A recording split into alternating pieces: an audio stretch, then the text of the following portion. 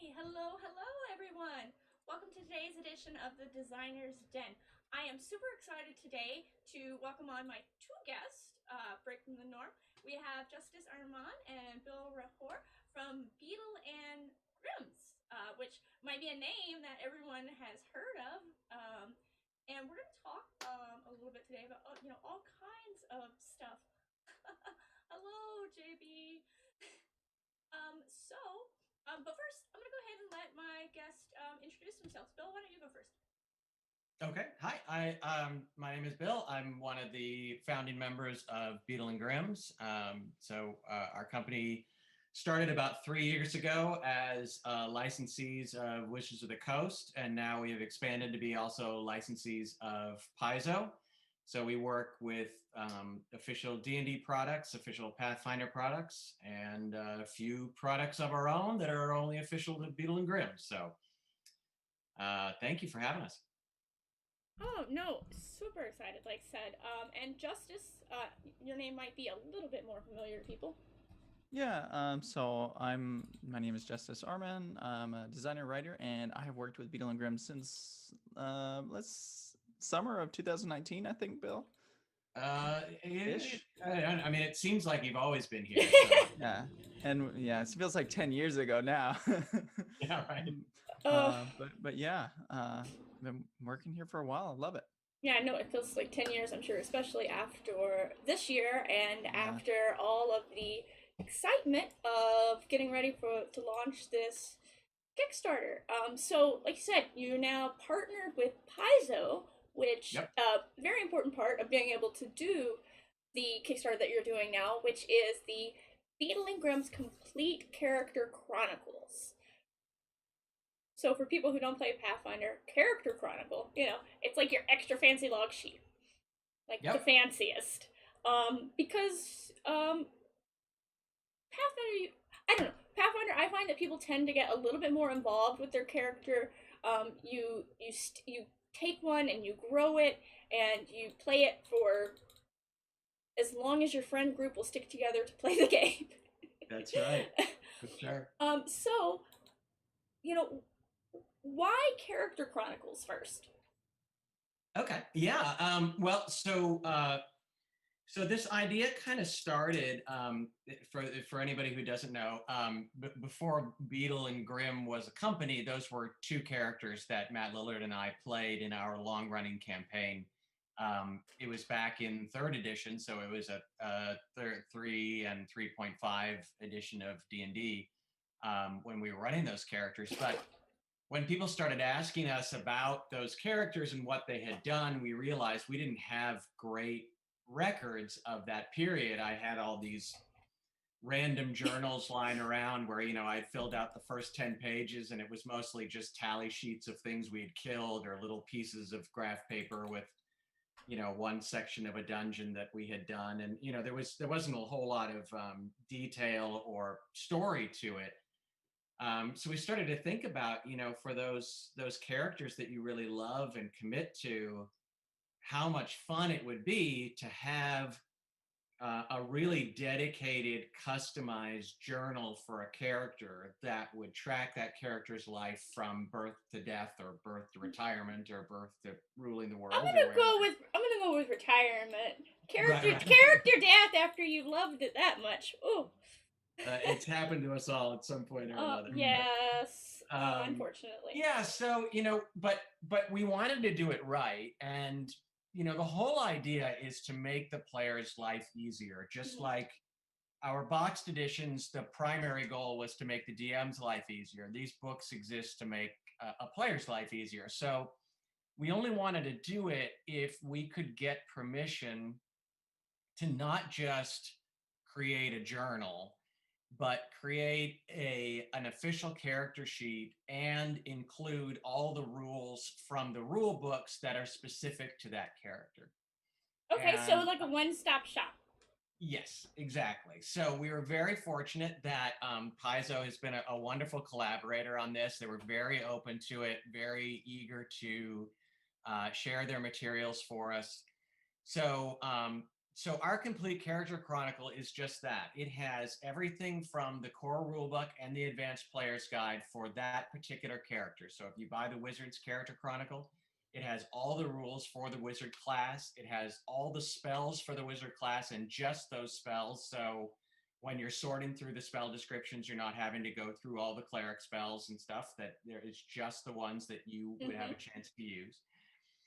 And then the other thing, like you said before, one of the big appeals of Pathfinder for people is that the character development process is a lot more complex, has a lot more options and customizability than a lot of other game systems.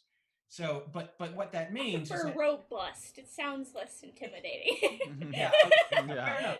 Well, but people love that about it. I mean, Yeah, it's people very who crunchy. who really want to obsess about their characters and make their characters really unique. Mhm. It's a huge plus for them. Um, but it does require a lot of flexibility in a character sheet, and I think the standard sort of 3-page character sheets are sort of limiting for characters in systems this complex. Mhm. So one of the nice things about these books is we have the luxury of making a huge character sheet. So our character sheet is 20 some odd pages long. So we have a lot of sections for your feats and writing down, crib notes on all of those feats. So you have the details right there. We have a huge section on your spell book. So you can write down all your spells and lots of room in case, you find other spells in somebody else's spell book and you want to write them down, add them to your spell book. There's lots of room in your character sheet to do things like that. We have room for, if you play in the Pathfinder Society and you work in those kinds of campaigns, we have room to record those kinds of games. So it just because it's a 200-page book dedicated to one character, it gives us an enormous amount of room to let you do whatever you want. Yeah. Yeah. It's super cool. And I played a little bit of Pathfinder as well. I was always when I played second edition, I was blown away by the options that you had at your disposal. I played a monk in my very first time that I ever played D&D. I played a monk back in 3.5, and there, you could do things like a flying kick. And I love D&D, but in Pathfinder you get to pick different styles of fighting, and you can emulate things like a crane style or a tiger style, and they're all different. So having, if you're playing this wizard or this fighter, to have your maneuvers, your equipment, your everything that you can do in that book, so that you're not going over to this player's guide or going over to this core rule book, where you just can kind of consolidate everything. And you don't have to carry around the core rulebook, which I can't quite reach it. It's behind me. Yeah, no, and it's literally, I have It's one a right here. chunker. Yeah. It's like carrying around the New Testament. I mean, it's Yeah. pretty serious. That's So, like, yeah, that's like, it's bigger than the Tome of Beast, and I thought that was a chunky book. right. Yeah. Right. Yeah. And like I said, now that they've added the advanced player's guide, this isn't even all of your rules. You've got a separate book from this as well. So very fortunate again that they were willing to let us incorporate those two things and put those two books together and work it all together into one section. I mean, I came to Beadle and Grimms first as a customer when y'all were making your first Waterdeep box. And after I brought that box home and we used it, that one of the things that was on my players' minds were, when are we going to get something for us? Because as awesome as these boxes are, they're DM centric. So the DM kind of controls the pacing, when you hand out the things, where the story is at that point. But the players, this is like the first time in our company where it's it's something for you as a player, that where you you get this Beadle and Grimm quality product that you get to take home and have between every game. You don't have to put it back in the DM's treasure chest. Right. Yeah. Yeah. I did let my group keep their Troll Skull Manor shot glasses. Nice. Yeah. Well, I mean, that seems like something you would let them take home. But so what I don't play a lot of Pathfinder. Definitely D&D person. But what I find most exciting about this is just like looking at them. absolutely gorgeous. You've got the standard covers that have the I guess the character symbols and all of that on there, and then Uh-huh. and then inside of it, you're not only just going to have like the pages you can write on, but the art pages and the rules pages are going to be glossy paper, just like if you were looking at a rule book. That's exactly right. So the books have two different paper qualities. The rule sections are on glossy paper, and then the sections that you're writing on, we've gotten like the thickest, hardiest stock we can find. Oh, so some that, nice vellum paper, yeah. So you can write and erase on them a few hundred times, and they'll hold up pretty well. So we're definitely designing this with the idea that you're going to be using it for a long time. Hopefully your DM doesn't kill you off in the first couple of adventures, and you'll put some serious wear and tear on it over the years. Yeah. I think there's even a section for strongholds and like designing your own stronghold. Yep. And interior, you can get into your interior design and plan where the fighter's couch is going to go and all that. I mean, it's in that journal. I mean, there's even a birth and death certificate. I didn't realize that Hopefully you could only have to use play one of those. Animal Crossing inside of Pathfinder. Design Sure. your own. Yeah. No, that's cool too. So, and they've even got the little touches that make things like quality. You've got the embossed foil cover, you've got the ribbon bookmark, you've got the elastic book clasp. So if you stick your little note cards or whatever in there because you were in too much of a hurry and didn't have time to write it down in your journal yet, you don't lose it. Right. Because that's definitely what I do. I spiral notebook, and I have a note card where I've been jotting stuff down, shove it in the notebook. I'm like, I'm gonna transfer all that later. Oh no, I lost it. I mean, dropped it on the train somewhere. Never gonna find that again. Yeah, right. Yeah, and it's been a this is our first book. So I mean you can't see my table, but I literally have like 14 prototype printings in here of the books because the design process of figuring out how to put a book like this together is actually pretty complicated. Oh yeah. So we have the elastic band that hold it together. We've got ribbons so you can hold on to your places. But this was actually the most complicated little design piece, and you wouldn't think it would be. But so there's a whiteboard, and I don't have a copy of the whiteboard here, but there's a full-size whiteboard that comes with the book that is pre-printed for the character with the kinds of things that you're going to change 100 times at a setting. So it's got your hit points, your prepared spells. If you're a wizard, it's got a section for your magical allies. So if you have a summon or a familiar, you could keep track of who that is. And so I don't have to put my character sheet in one of those sheet protectors to do my dry erase marker anymore. That's right. So you've got a dry erase board. But, you think about that and you go, oh, all right, well, you just stick it in the book. But it's actually kind of complicated because if you put something with any thickness into a book, you're going to break the binding. Right. So they had to create a way to create space in the binding for it and then find a way to attach it in the back. So what we've done is we've ended up adding this pouch in the back of the book. That's what I was going to say. Does it have a little pouch? Because that's typical of like journaling and scrapbooking when you got a little pouch in the back with the little tiny gap. That way you can put your stickers and whatnot in there that you're not using. But it's a little more complicated when you're putting something with some thickness in there. But they figured out a way to do it, and the most important thing to us is that they figured out a way to do it while keeping the lay flat binding, so that you can write on either side, and the whole thing's not gonna bunch up in the middle like a normal book would. So that's impressive. I have a lot of books, and that's a feature. Yeah, it's a bit of a trick. So it's been a great learning process for us, and just figuring out all these little details of how the book's going to work, and then you've also had to you've got two different printings for the covers, and that's a whole nother ordeal as far as making the books. It's not very often that I honestly like the regular cover more, but I think I do in this case. The collector's covers are super cool, and I love the art. Slipcase, custom commissioned artwork. Yeah. Yeah. Beautiful. Yeah, they're really beautiful pieces. Yeah, I mean it's it's 6 of one. I don't Yeah. think one is necessarily better than the other than having the slipcase is awfully nice. I think those are beautiful. No, But see, you're doing the thing where people are just gonna have to get both because you can't there you decide. go. Fantastic idea. I love the way you think.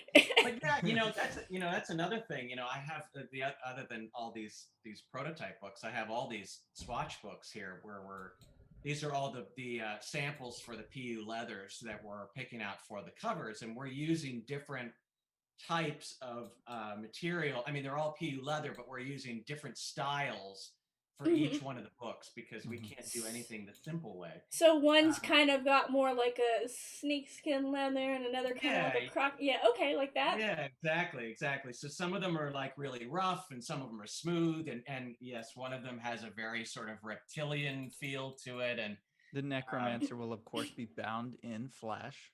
Yeah. As is tradition. Sure.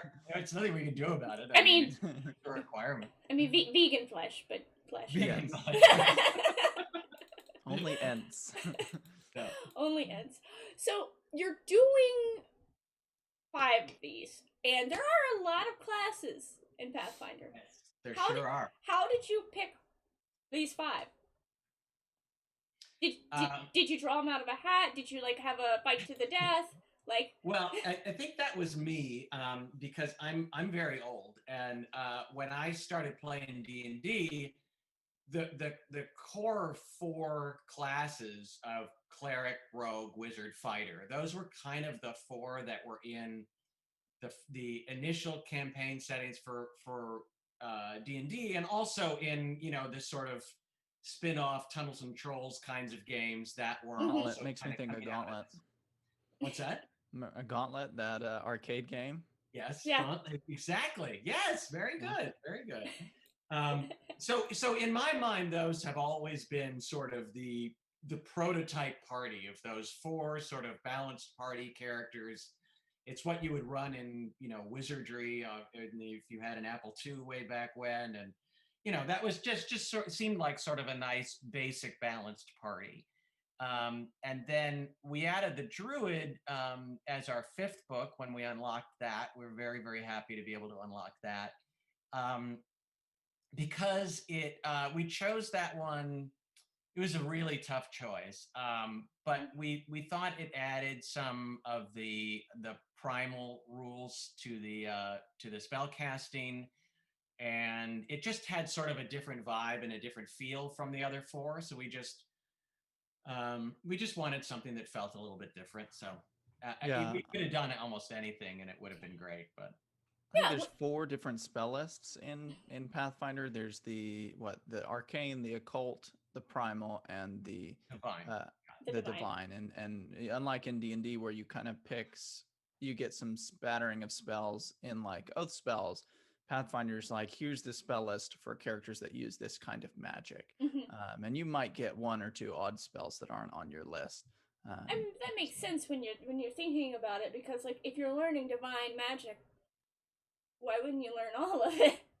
Yeah. It's not like here's the ranger spell list, here's the the druid spell list. It's like the druids use primal magic. Here are the primal magic spells. The primal spells and that's kind of cool, because then when you have 2 characters that both use primal magic, you can kind of trade off and pick combos that benefit each other, or you could just bond over similar magic styles.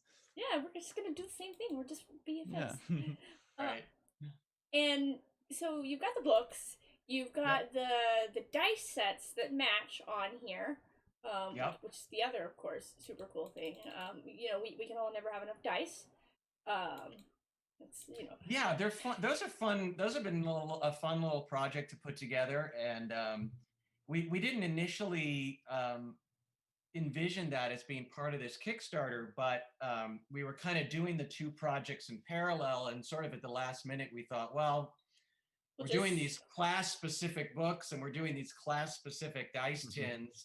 We might as well, make them available, and very happy to see that people have been very interested in them. But the idea is that they're all in metal tins. They all have art that's specific to a class, and the dice color matches the tin and sort of has a thematic Mhm. connection to the class. And the dice themselves are selected with that class in mind. So if you buy the rogue tin, you get more d6s for your back attacks. If you Yes. get, you know, so so those are sort of game system agnostic. There's, we have a tin for the alchemist, which is a very Pathfinder specific class. There's a tin for the warlock, which is a very 5e specific class, but most of them will work in just about any fantasy setting that you have a fighter or a cleric Yeah. or a And the whatever. rest of them, you got your barbarian, your bard, champion, paladin, monk, ranger, and of course your sorcerer. Right. But warlocks are very hot right now across all tabletop RPGs. Is the comments I'm getting here. Oh yeah. And then yeah, no, I am, super excited for this Kickstarter because it is also like it's kind of a divergence from how you've been selling your products with the box Yeah. sets. So this Right. it's a bit more widely available, which makes sense because there are more players than there are That's DMs. right. Yes, exactly. We're finally getting the other, 4 or 5 people at the table. Yeah, I mean, the idea with the box sets has always been, our hope has been that a group of players would kind of, chip in to help if necessary to buy the box for everybody. Because even though it's DM centric, the players get to enjoy it. It's the way that you get to play the game is somebody volunteers to be a DM and run the game for you. So but they are a higher price point, and so one of the appeals of this is that we're allowing getting some lower price points that are selling to individuals, so we allow the players to get involved in it as well. Yeah, and you can get in on this super cheaply. You get the electronic one for 25, or if you need the one in your hand, like I do, you just $10 more. Yeah. Like, Yeah. It's such a bargain. Comparatively to the box sets, which are what you guys are primarily known for right now, and kind of transition over to the box sets and how the design process goes into that. Apparently, finger puppets. We have a request for more finger puppets. Puppets. Yeah. So the most recent box set that came out was, of course, the Icewind Dale box set, because it's the most recent storyline, and Yep. I haven't played it yet, but did an unboxing for it, and as usual, everything is gorgeous. Everything is much heavier than you expect it to be. Yep.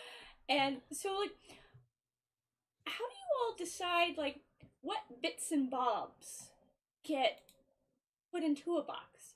Like, there's so many things in all of these adventures, like, so many trinkets that you could pick, so many different,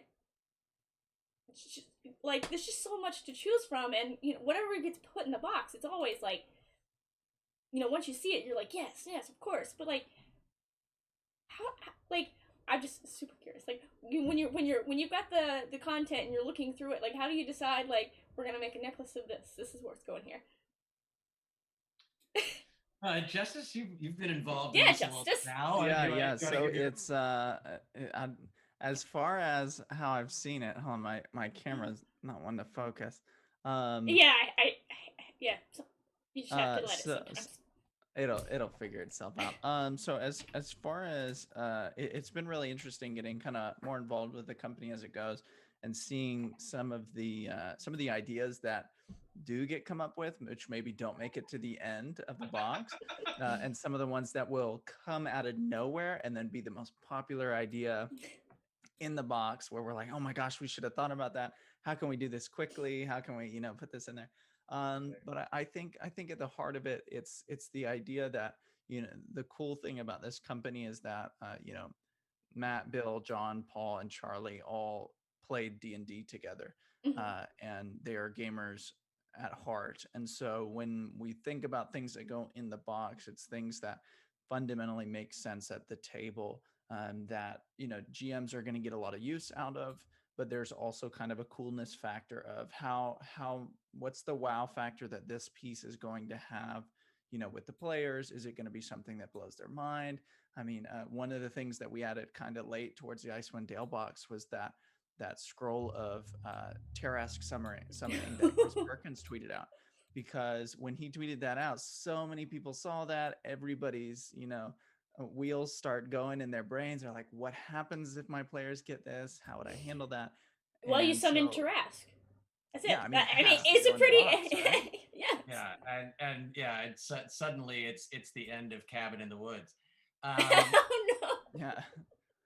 Yeah. We cut that almost immediately. I mean, that was on our initial lists. One of the few drags of this whole situation is that we rarely get to play these adventures anymore, because the second they give it to us, we're already 2 months behind in what our design process should be. So, we get the book, and the second we have text to read, we're all reading it, we're all digging through it, we're all just making lists of things that strike us. And that scroll was one that everybody had on their initial lists, and then we all looked at it and said, No, that's silly. this is crazy. I mean, if you ever use this thing, you're so hosed. So, but I think it was John who kind of made a late push for it and found an artist who did an amazingly cool job with it, of turning it into this really it's metal. creative. What's that? It's metal. Oh yeah. Totally. You look at it and you're like, oh, this is gonna ruin my game. Absolutely. But it's actually trickier than you think, because one of the things we talked about when we first came up with that idea was, okay, but what is it gonna say?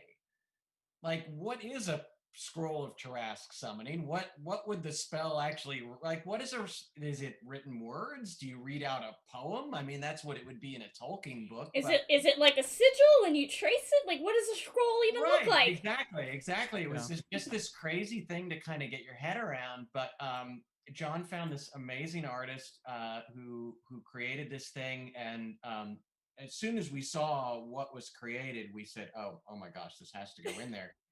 And then our wonderful fulfillment company, Ampersand, in Guelph, Canada, who has really sort of lovingly embraced this whole process of putting these boxes together with us, even though, they weren't like gamers themselves, but they've really gotten into this, and they said, yeah, we can do the twine. We can wrap each one with individual twine and make it look, this really in-worldy, just from the packaging point of view. And we were so excited when we found out we could pull that off. So. And the best part on that was like pulling everything out of the tube. I'm like, I got all the maps. Oh wait, there's something else in here. Right. It's a little twine. What is this? Right. And then you untie it and everything, and you're like, oh, let's just put that back.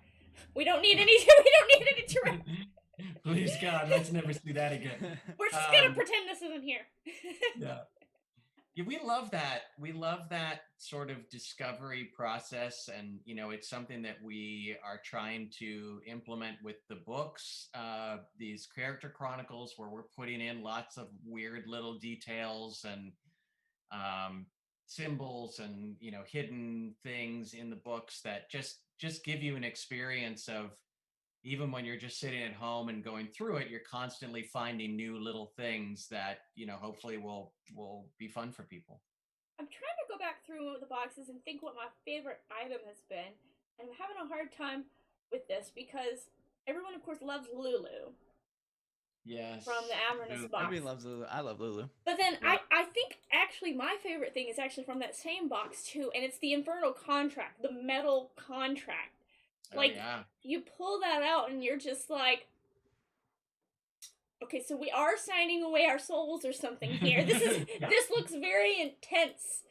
And I've got a picture of it up on Instagram or Facebook, I don't remember which, like I'm holding it in front of my face, I just look like terrified, and I'm like, Connor's about to kill us. Right. I don't know what Yeah. I'm signing because I can't read this. Yeah, that's one of those that we felt like was really important from a storytelling point of view. If you've played that adventure, it really is the event that Changes everything. yeah, it changes everything, and physically, and changes things for your characters, changes the stakes of the adventure. It is one of the biggest inflection points, and we just felt like we wanted something that would do that justice, and no pun intended. And we have a jewelry company called Han Cholo that we've worked with for many years, who does wonderful work, and they're licensees of Wizards as well. So they're very, very into this world, and have our kinds of sensibilities. So they love it when we give them these really interesting challenges, and we had to go through a couple of iterations of it, and hired an artist to do the actual art that's on there. But the really complicated part was figuring out just the jewelry part of it, and they did a wonderful job. Yeah, it was like, as he's pulling things out of the box, I'm like, oh, this is all great, and then he like pulls that out, and I'm just like, wait, what? Yeah, that piece is a game changer. The shield guardian pin, or the shield guardian necklace. The shield guardian necklace is also super cool. Yeah. I really like the dragon shards too from the Eberron box. Mm-hmm. Oh yeah. Oh good. And obviously, I like the bits and bobs because that's the stuff. Yeah. That's the stuff you don't get with everything else. Like the maps are, hands down amazing. Quality enough that like when you're done with them, you're like, I gotta buy some frames and put these on my wall. Yeah. Quickly run out of wall space if you do that. Right.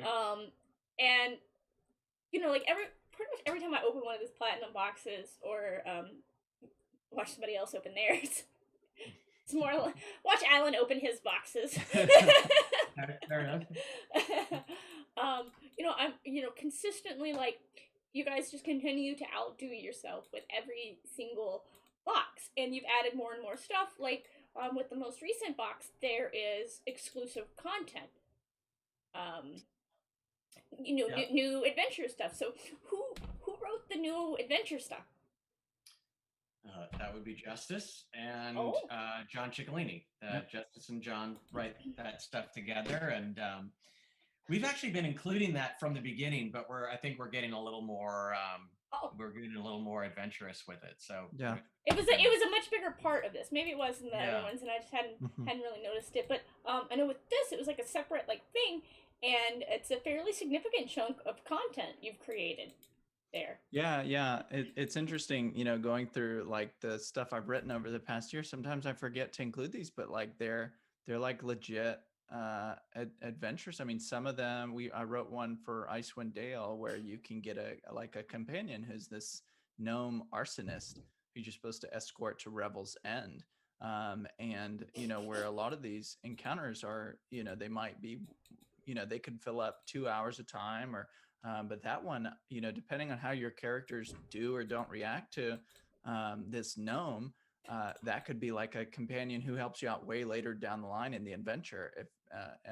The people at Wizards who we passed these to for approval, they've been really helpful in getting us to be in line with the standards at WotC. Mm-hmm. And even letting us include some cool things that even WotC hasn't done it. There's a new magic item in one of those that doesn't exist in the DMG or anywhere else, and it was fun to write it, and I was really excited when they accepted it. So when you're sitting down to write one of those, you're tying it into whatever the current adventure is.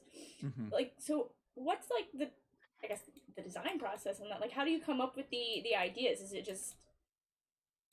Yeah, so I think it's something that's kind of like at the heart of my design philosophy, but also having, one of the cool things about it, Bill will say, a lot of the time they don't get to play the adventures for the boxes that they write. But now with me, between me and Sam, we're coming on running 3 of these adventures with these boxes, and after that, Sam's going to do Curse of Strahd. So we have this kind of constant line of there's a little bit of delay, but we've run these and can incorporate the feedback from having experienced the boxes firsthand. And comparing our content now, I think, to the very first box, one thing we've noticed is Wizards, they have so much content in these books already, so you almost need to find a gap. Like, how can I emphasize a really cool location that's in the book that maybe doesn't get a lot of attention, but this encounter could steer people towards there? Or what's a gap that this encounter isn't going to feel like a burden on the DMs to put in when they want to put it in, but that also will be a standout moment for the campaign.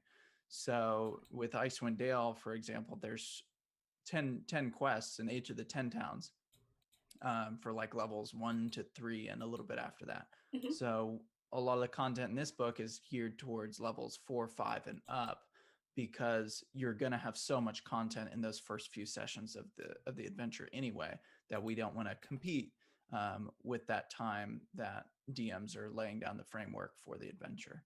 Yeah, kind of setting up everything as it goes, and then Mhm. you've got a lot of room there left in, Icewind Dale and going out into the Dragonspire Peaks and all of that to put something, to create new characters out there, like your goblin arsonist friend, who I hadn't played it yet, but I'm already his best friend, or gnome arson. Gnome, yeah, and gnomes don't get enough representation in D&D, so I'm a I huge fan love of gnomes. I love both gnomes and goblins. Anything that starts with G. Yeah. Knowles, you're in. Yeah. Knowles, yeah. Knowles. I do like Knowles too. Paige and I have that in common.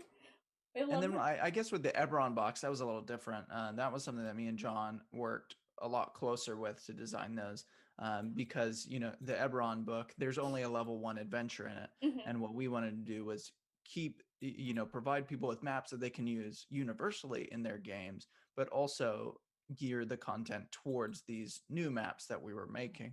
So I think I wrote the 3rd level and the 4th level, and I think John wrote the 2nd and the 5th level adventure. So after you finish that level 1 adventure, there's kind of a natural progression that you can run to move you an through Eberron the campaign rest of the world there in Eberron. Yeah, because running Eberron content is hard if you've never done it before, because the world is so deep and the lore is vast and connected, and so we give you the training wheels. Its own rich background that is separate from Forgotten Realms, which people have only come in at 5th edition. Like, we're steeped in the Forgotten Realms. You got so much Forgotten Realms that you don't even know what to do with it. As a matter of fact, we haven't even explored most of it. That'd be great if we could.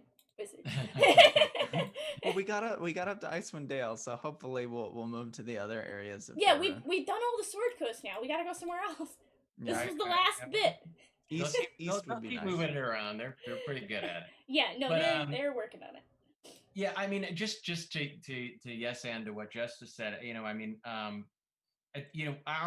our guiding principle with all of these boxes is always coming back to making the DM's job easier. Being a DM is hard. It's hard in the best of circumstances, and when you're taking on a whole different world like Eberron, or like going down to hell in Avernus, it can be really challenging. And so our motivation for writing this extra content is primarily trying to find places where we're either making the DM's job a little bit easier by giving them some alternatives. So like in Avernus, for example, there's this vast wasteland, and your characters can get kind of stuck out there. If they don't really figure out what they're doing or what their next quest should be, or they fail at something. Where do we need to go? Who do we need to find? Are these devils lying to us? Do we really need to go there? Right, and when you're the DM, that can be uncomfortable. You want your characters to be having a good time and to feel like there's forward progress being made and feel engaged and activated. And so, we made sure to create some extra content for out there that you could basically drop in whenever you want. So, anytime your characters just kind of get stumped and things feel stuck, you can just drop this little bonus encounter in to reinvigorate the game. And so a lot of our motivation is stuff like that, where we're just trying to give you alternatives, trying to give you different things to think about and different ways of managing your characters if they go in a direction you weren't expecting. And then we certainly inspired people to come up with a lot of content that gives them an excuse to use the Infernal War Machine. Oh yeah. So Well, we've yeah, got. I feel like there wasn't enough in that book for the war machines with all the. I mean, you see that D&D live with all the Dwarven Forge build and these war machines out, and you get so pumped to play them, and they're in there, but you can miss them if you're you don't spend a lot of time with them as a player. They might never make a custom Infernal War machine. So that Blood Bowl encounter that John wrote is super cool that's in there, because it's like, if you really like this aspect of it, here's another encounter for your players to run. We're gonna have demolition derby. Yeah. That's definitely what it reminded me of. Basically. sure. Just monster trucks. Yeah. But no, I actually really enjoyed that. I thought that that was an excellent use of an underutilized resource.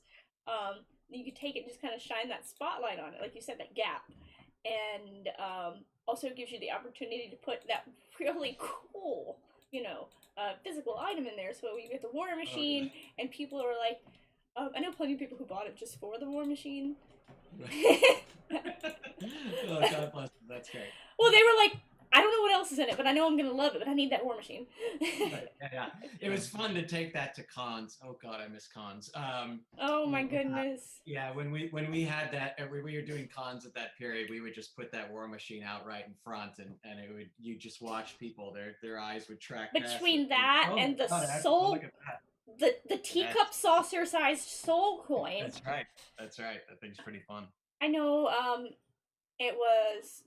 I think it was Game Con was the first time y'all had the soul coins out, and you had to reorder them like 3 times. You had to bring more. We literally could not get enough. The one I kept sending people to the booth. Yeah. Thank you. This person just ran out. They had a fistful of cash, and they're like, "I need 10 soul coins right now." I think that was Connor. He was trying to buy. Yeah. He was trying to buy one for everyone in our group that was playing, and he was doing 2 run-throughs of it. I was like, "Here you go." I was like, "Here they are." Connor, you still owe me my soul coin, by the way. Oh. Well, they are available on our website. Yeah, I mean, I have one, but I need, I need one for both hands. Right. You can actually set them beside each other and turn one, and because of the gears, you can turn the other. Ooh, I don't have 2, so I hadn't done that. Yeah, you didn't get a chance. Yeah. You gotta get a bunch, and then you can create like a little soul coin watch. Basically. Yeah. It's back to the Rue Goldberg machine. It all comes back. Oh, with soul coins, yeah. We're in our Kickstarter right now, we've started doing a few pieces for Pathfinder as well, that again are more character centric. So we have these pieces for the Pathfinder Society that are available. That's their symbol. Gorgeous. And it has that colored glass inside. This is to say you can kind of see through it. Yeah. Yep. Yeah. This is a company called Campaign Coins that we're working with. Oh yeah. That most people would know about. Again, if you've been to cons, you've seen their great stuff. So, and then we're also doing some class-specific pins, again with these symbols that are from Pathfinder that are specific to the different classes. So this is the fighter pin, and we have ones for all of the books that we've unlocked so far, and hopefully we're going to unlock that 6th book. It's just like you did with the faction pins exactly. Yeah, very much like those faction pins from Waterdeep. My Zentarum pin. So my actual faction, and then the Hill Riders and everything too. The Hill Riders pin. Zentarum is the one you want, though. Everybody knows the Zentarum is the only one that pays you well. Yeah. The Black Network takes care of their own. They take care of it's like one big family. Yes. See everybody. There's no collusion when the election is only Zentarum. It just happened that way, okay? Yeah. It's a Zentarum. Come on, they're taking care of you. Yeah, I mean it's better than the Lord's Alliance. I still remember talking with Ed for the for that the Darkhold Secrets to the Zentarium that we wrote. He gave us this long spiel about what the Zentarium are doing now, and they're like they're shipping and they're doing this and they're buying warehouses, and we're like, wait a second, is the Zentarium posing itself like fantasy Amazon? And he's like, basically. And I was like, that is evil. That is Very devious. smart. That's exactly what evil does. It's true. You know, they get in, they ingratiate themselves, and then you're like, well, we know they're evil, but like, they just make life Man, so their prices. easy. Yeah, They just make life so easy. So convenient. I mean, Jeff Bezos, Warlock of the Great Old Ones. if you're cheap and convenient, you can be as evil as you want. Mhm. That is unfortunately true. Yep. You know, which, yeah. But so you've got the campaign cartographer coins and the pens and stuff too that you're going. So, looking forward into the future, like what else, you know, what other bits and bobs do you want to do for the Pathfinder stuff? Do you want to start getting into doing like their adventure path stuff? Yeah, definitely. That's it. It's going to be an interesting challenge for anybody who doesn't know. So, Paizo has a slightly different way of releasing their adventures for Pathfinder and Starfinder. They do what they call adventure paths, where they put out the adventures broken up into 6 pieces, and they put out a book a month for 6 months. So you buy it in installments, which it's a is little bit more affordable each month. well, it's yeah. I mean, it's a cool idea. I really like it.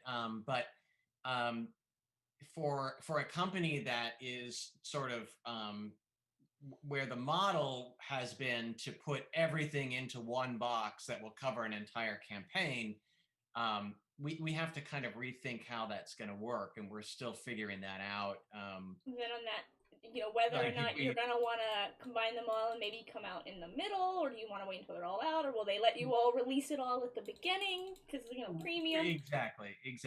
And you know, we just have to work with them, and again, they're incredibly collaborative and helpful about it, but we have to figure out what's possible with their production schedule, and just what they can manage, what we can manage, and what would be attractive to a customer, and in terms of the way that they receive it. So we've got some work to do there, and we're going to stick Justice on there, and he's going to come up with some brilliant ideas for us.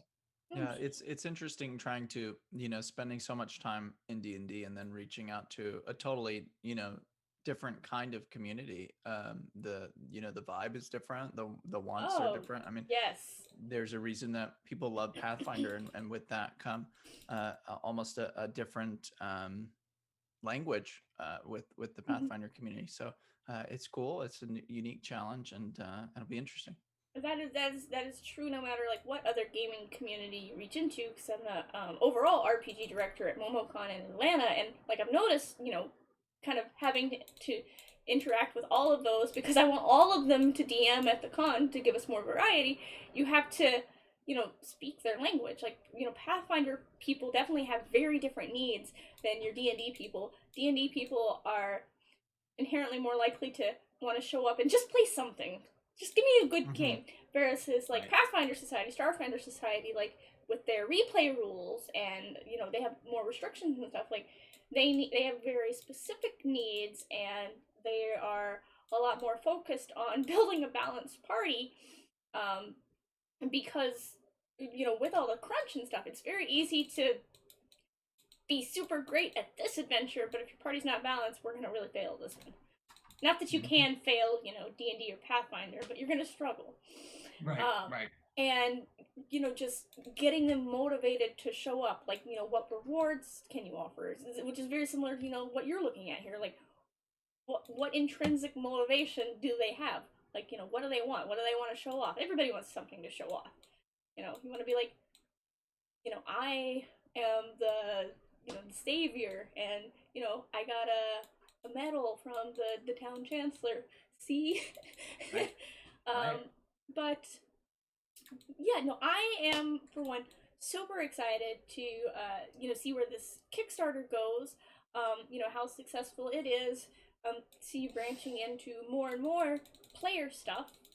Maybe we'll see D&D player stuff next, even though it's not quite as easy. Well, we're finding our way for sure. Yeah, yeah. The dice pins are a good start. Those are definitely very usable by D&D players, and again, we have one for every class, and we even have one custom set for the DM. So we're working on getting in that way. That is one thing. At least dice and minis are pretty universal language across. Yeah. Right.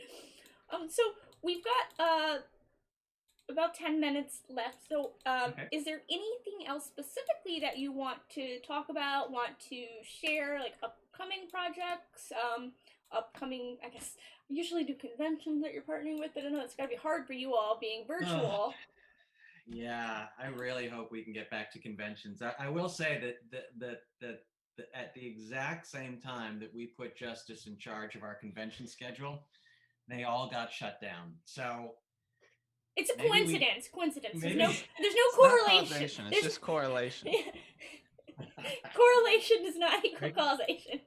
We need to move Justice off of that job and see if anything changes. But we really look forward to getting back out there, and we get some wonderful ideas and connections and networking. The two designers who are working on our Pathfinder books, Rob and Charlotte Eargang, wonderful layout artists and very creative designers and artists in their own right. And we literally would not be doing those books if I hadn't met them. And we met them because Justice and I were running the booth at Gamehole Con, and they came over and introduced themselves and said, hey, we like your work, and we're in this business, and here's what we do. And they gave us some samples of what they did, and we just started having a conversation with them over the ensuing... We like your work too. Yeah, over the ensuing weeks and months, and we found that we had really some similar sensibilities, and we knew this was going to be an enormous design layout project because all of these books are really different. And so the fact that they were both doing it, it was kind of getting a package deal of two really talented, smart people who did great work. And that's what made this seem possible after, a year or two of talking about it. When we brought them in, we finally realized, okay, now I think we can actually pull this off. And that would not have happened without that con. So, we just need to get back out there and keep meeting people and all the amazing creative design people that are out there and could potentially contribute to one of these things. I mean, that's where we met Justice as well. So yeah, and we've gotten a hard wink from Mr. Thomas Valley. Says, "Are you doing anything with Ethereal Gary Con?" I can't wink, Thomas, or I would do it for you. Sorry. Yeah, we'll see. We'll see. The whole sort of virtual con thing is, I think every con has been trying to crack that nut and figure out a way to make it. And it's especially hard for a company that's so focused on providing a physical product. Yeah, it's not a great fit for us, to be perfectly honest. But we keep looking into it and trying to find a way that we can be involved, and just we want it just to be helpful for people. And yeah, Michaela has been a huge help. Michaela Sims, she's a guru when it comes to all of the streaming, and of course she works for Twitch as well, so that's a natural fit. And she's helped us to kind of learn that and navigate this space. And she's taught me a lot about production.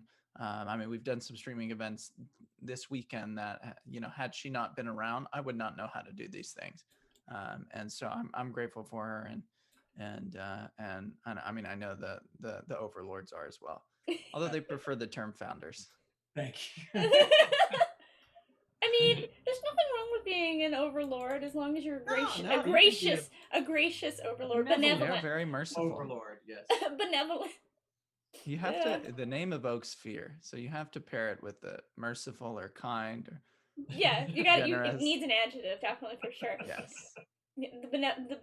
The benevolent Google overlords. Yes. Well, and I mean, I'm really looking forward to the in-person cons as well. I very much enjoy the convention scene. I enjoy a hot sale with one of the boxes where I can, where somebody's on the fence and I can hand them one of the, the pins and I say, here's the quality you're going to get. And then You they're know, just like, all right. everybody's always like, it's so heavy. I'm like, yeah, it's metal. And they're like, I didn't expect it to be metal. I thought it'd be plastic. It's like, no, it's not No. plastic. This is why the box weighs 30 pounds. Like, check it out. And that's just a piece of it. Icewind Dale was a 40-pound package. Yeah, yeah. And the boxes, I mean, like you said, and I totally agree, coming in from a customer to, someone who now works for the company, the boxes seriously are just getting better and better and better. It is really cool to see that people agree with that. Like the quality of the minis. Yeah, right. Yeah, The it is quality of the good. minis, the quality of the maps, like everything is just like continued to go up and up and up. Like I can't wait Yeah, to and see where even you guys are in like 3-4 years. yeah, even the outer box itself has, I think, progressed so much since that first box when we were just trying to figure out. It's not like there's a bunch of people out there doing this business that you can go, oh, we'll just copy what those guys are doing. Like when we did Waterdeep, we had no idea what that outer box should look like or how we should make it or how we should design it. And but having done it a few times now, if you look at the Icewind Dale box, the insides, we've got that custom foam to kind of, separate everything out and everything has a place. And you got to do some Tetris to get it all. That's right. That's right. But at least it all has it, like it all fits right now, like the Felt like a super spy. Like I was opening it and the foam is like everything has its own spot. It's like that spot on Men in Black where they open it up and there's all the guns. But yeah, because you it's don't just want all, any like, of your high-tech guns D&D moving around. right. But like the Eberron box, we got it all to fit, but when you take everything out of its shrink wrap, there's so much stuff in there that you can barely pack it all back in once you've done it, which it doesn't close. That was the struggle. We were like, it came out of here. Right. Yeah. It turns out shrink wrap makes a big difference. So those are things that you kind of learn over time, and we've started to think now. Okay, well, we have to make sure that it not only fits when we pack it, but that you got to give it a little room for expansion. Yeah, we have to give it a little room and make it repackable as well. So I think the when people see the inside of the Frostmaiden Platinum box, hopefully they'll be really happy with that. Yeah, I mean, Strahd starts shipping Monday, so if you haven't pre-ordered that, 33 maps, all of Castle Ravenloft laid out from a top-down perspective that you can game on. It's just and your bits and bobs, and all the bits and bobs. There's some cool bits and bobs in that one. I'm not going to ruin it for you, but there's some cool trinkets. So suggestion here to fix your shrink wrap problem and give you another awesome product, a BNG branded shrink wrap machine. Yeah. No? That would work. Why didn't we think of that? Just put it all back just like it was. Sure. Yeah. And then with Paizo, the other thing is, we've got, as you said, there are 16 existing classes in Pathfinder. And we are also licensees of Starfinder now, so we can work on both of those projects. So, we're going to be looking to hopefully do more of these class books next year for Pathfinder. We're going to be looking at Starfinder for opportunities and, maybe do an adventure path for them. I'm waiting on the spaceships. Yeah, I mean, it opens up kind of a whole new aesthetic for us where we get to kind of tear everything apart and say, okay, well, we've done the brown parchment thing and all of the sword and sorcery sort of aesthetics that we've come to rely on, and now we have to start over and think about what the look and the feel and the design elements would be for a science fiction game, and how it all. This is where I bring in my love of Transformers, and our box turns into a spaceship that you can put your minis in. There you go. That sounds super cheap to manufacture. Yeah, that won't be any problem at all. You just need to hit up Bandai North America and see what they say. Surely Yeah. it's transforming cardboard thing. That's Easy doable. peasy. Fine. Easy peasy, lemon squeezy. They make it look easy though. Watch the Transformers episode on Toys That Made Us, and I was just like, Oh yeah. you just Sorry, carve, that's you just GoBots. carve that out and just. All right then. There you go. Magic. But yeah, no, God, I'm just so excited for everything that you guys have yet to come, and can't wait to see where you go from here. Can't wait to see the amazing content that you put out. How much bigger the boxes are gonna get as you keep thinking up new stuff. I'm gonna have to buy a bigger condo if I start buying boxes. Yeah, I'm having that problem too, but it's a good problem to have. Yeah. I'm gonna have to. I was thinking I have to get another bookshelf to just put our stuff in and just have this one dedicated section in my room. Finally put up a bookshelf in my office above the computers, and I'm like, wow, the space I have. Yeah. Ooh. Yeah. I think getting a B&G box counts for insurance purposes as a life-changing event. So There you go. that's something good. Yeah. Is that a qualifying life event? Yes, that's it. They're like, did you buy a new home? You're like, yeah, but it was only because I needed a new place for my B&G box. All right. Well, we are at an hour. So, Okay. gonna go ahead and wrap this up. Is there any, where to find you online? Ah, there we go. If you want to share with our viewers where they can find you online or anything you have upcoming before we sign off. Yeah, just real quick. So, two things. We have a Black Friday, Cyber Monday sale going on this weekend through tomorrow on the website for all of our stuff. There's discounts on our T-shirts, our box sets, our jewelry, our Lulu plushies, lots of things to choose from the WotC world on our website. And then we're also, we have about, 30 hours left on our Kickstarter for Pathfinder. So come find Beadle and Grimms on Kickstarter.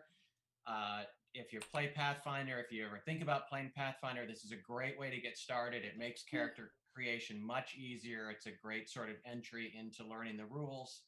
And there's also the dice sets, the jewelry and stuff in that Kickstarter as well that you can use in any fantasy setting. So please do come check it out and support us in our last little push here before it ends. Yep. 32 hours to go. And yeah, Justice? Yeah, Justice at Justice Armin on Twitter. Follow the B&G Twitter at Beadle and Grimms. Websites are very similar: justicearmin.com, beadleandgrimms.com. Yeah, tune in. There's I think Eberron is 20% off right now, and that's an awesome box. So I don't know. I went to the website and got distracted. I was yeah. Oh, and we're doing a show this evening. Oh yeah. Justice, you want to tell me? Yeah, here in a couple hours, we're gonna start at 6 p.m. or no, Pacific time. I need a clock just for Pacific time. 5 p.m. We're doing a bunch of interviews with folks from Paizo, the Pathfinder world. We're gonna have Eric from Paizo, MinMaxed, the DM from Glass Cannon podcast.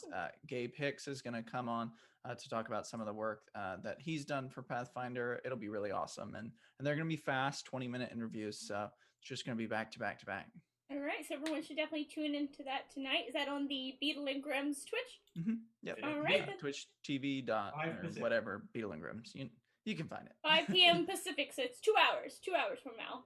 Yes. All right. Well, I will let the two of you go then, so you can get some dinner in those 2 hours. And thank you so much for being on the show again. This was an absolute blast. And now I'm just gonna spend all my money because everything's on sale. Yes, it's a good idea. Thank you very much. Thanks for having us. Yeah. Thank you, everybody. All right, thanks. That's it for this episode of The Designer's Den. Tune in next week to hear from Jennifer Kretschmer. She's amazing. If you don't know what she is, you can look her up on Twitter at Dreamwisp. But we'll be back next week at 4 p.m. Central Time. We'll talk to Jen. All right, and that's it for this episode. Thanks, everyone.